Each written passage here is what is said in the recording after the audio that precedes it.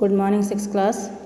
आज मैं हिंदी फर्स्ट में आपको लेसन 14 पढ़ा रही हूँ। उससे पहले मैं आपको बता दूँ कि 14 लेसन आपका यहाँ से जो है फाइनल का कोर्स स्टार्ट हो रहा है। मैंने आपको 13 लेसन तक सेकंड यूनिट का कोर्स कराया था। अब यहाँ से फाइनल एग्ज़ाम का कोर्स स्टार्ट कर रही हूँ।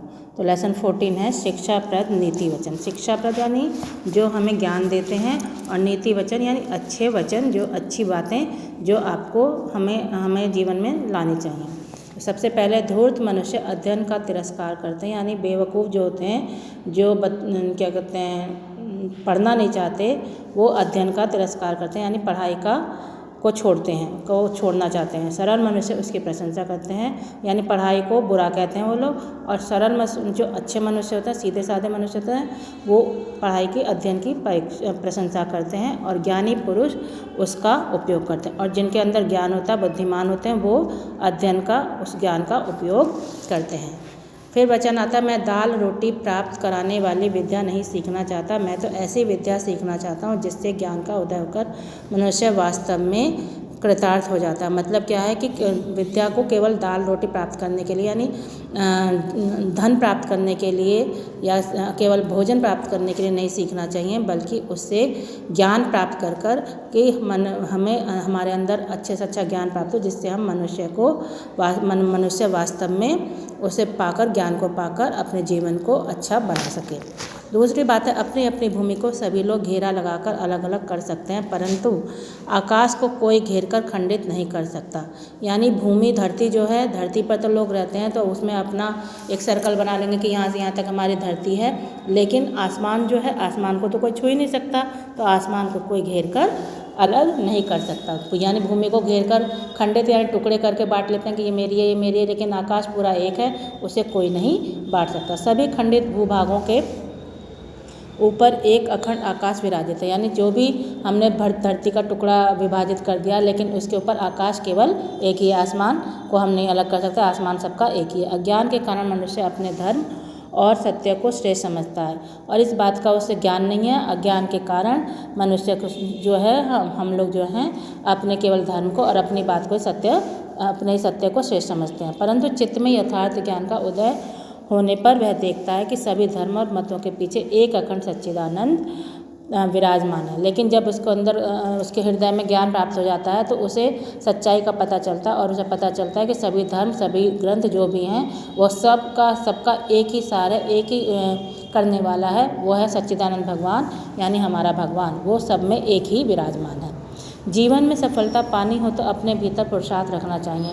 और फिर एक वचन है कि जीवन में अगर हमें सफलता पानी है तो अपने अंदर पुरुषार्थ रखना चाहिए, यानी कोई भी कार्य करने की हमें अपने अंदर क्षमता रखनी चाहिए, तभी हम सफलता पाएंगे। अनेक लोग ऐसे जिनमें कोई दम नहीं होता, मानो दूध में भिगोया हुआ चिवड़ा हो, नरम या ठंडा, भीतर कोई जोर नहीं, उद्यम करने का सामर्थ्य नहीं, इच्छा शक्ति नहीं, ऐसे लोग जीवन में कभी सफल नहीं होते। तो क्या कहते हैं इसमें कि अनेक लोग ऐसे होते हैं, यानी कुछ लोग ऐसे होते हैं जिनके अंदर कोई शक्ति नहीं होती, या जैसे कि दूध में भिगोया हुआ चिवड़ा, दूध में चिवड़े को भिगो दो तो वो हो जाता है, सॉफ्ट हो जाता है और बिल्कुल ख़राब हो जाता है, नरम या ठंडा हो जाता है, तो भीतर कोई जोर नहीं। उसी तरह मनुष्य के ऐसे मनुष्य होते हैं जिनके अंदर कोई शक्ति नहीं होती। अगर दूध में जैसे डूबने से चिवड़ा खराब हो गया, वैसे कहीं भी वो हम लोग खराब हो जाते हैं। उद्यम करने का उनमें सामर्थ्य नहीं होता, कोई भी काम करने की उनमें शक्ति नहीं होती, इच्छा शक्ति नहीं होती। ऐसे लोग जब कोई काम नहीं करेंगे तो उनके जीवन में सफलता कैसे नहीं मिलेगी, इसका मतलब उन्हें सफलता मिल ही नहीं सकती। सूर्य वैसे तो सारे संसार को प्रकाश और ताप देता है, परंतु यदि वह मेघ से आच्छन्न हो जाए तो ऐसा नहीं कर पाता। इसी भांति जब तक हृदय अंधकार के आवरण से आच्छादित रहता है, तब तक उसमें भगवान प्रकाशित नहीं हो पाते। सूर्य को कहा है कि सूर्य वैसे तो सारे संसार को प्रकाश देता है, मतलब उजाला देता है, लेकिन उसका भी उसमें वो भी छुप जाता है जब उसके ऊपर आकाश बादल, काले बादल में आ जाते हैं। बारिश के समय में काले बादलों में सूरज को भी छुप जाना पड़ता है, उसका जो तेज है वो भी छुप जाता है। इसी भांति जब तक हृदय का अंधकार है, हमारे हृदय में जो अधिकार है, उस आवरण को हम अपने ऊपर लगाए रखेंगे, अच्छा से लगाए रखेंगे, तब तक उसमें भगवान का प्रकाश नहीं, यानी भगवान के बारे में अच्छाई नहीं हम सोच सकेंगे। ये सारे वचन हैं रामकृष्ण परमहंस, स्वामी रामकृष्ण परमहंस, आपको हमने यहाँ चित्र दिखाएं, ये हैं रामकृष्ण परमहंस, ये सारे वचन उनके थे। इसके बाद आता है महाभारत से कही हुई बात। महाभारत में प्रतिदिन जीव मौत के मुंह में चले जा रहे हैं, किंतु शेष लोग मरना नहीं चाहते, इससे बढ़कर आश्चर्य क्या होगा। ये महाभारत का वचन है कि लोग मरने, मतलब हर लोग मुंह में जा रहे हैं, लेकिन कोई भी जो बच्चा लोग हैं वो मरना नहीं चाहते, इससे बड़ा आश्चर्य की बात है।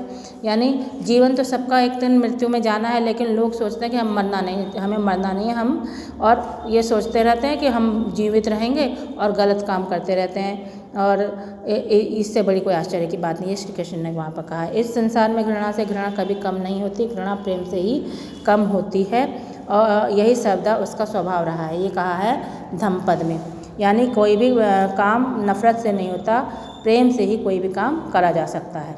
फिर कहा है फिर जितनी हानि शत्रु की और वैरी करता है, मिथ्या मार्ग का अनुगमन करने वाला चित्त उससे कहीं अधिक हानि पहुंचाता है। ये कहा है भगवान बुद्ध ने। क्या कहा है कि जिस तरह शत्रु की, यानी एक दूसरे के शत्रु जो होते हैं वो एक दूसरे से की करते हैं, बैरी यानी शत्रु ही है, वो भी एक दूसरे की करते हैं। उसी तरह मिथ्या मार्ग यानी जो व्यक्ति झूठे रास्तों पर चलता है, उसका जो चित्त है उससे कहीं अधिक हानि पहुंचाता है, उसका जो मन है उससे कहीं अधिक हानि पहुंचाता है।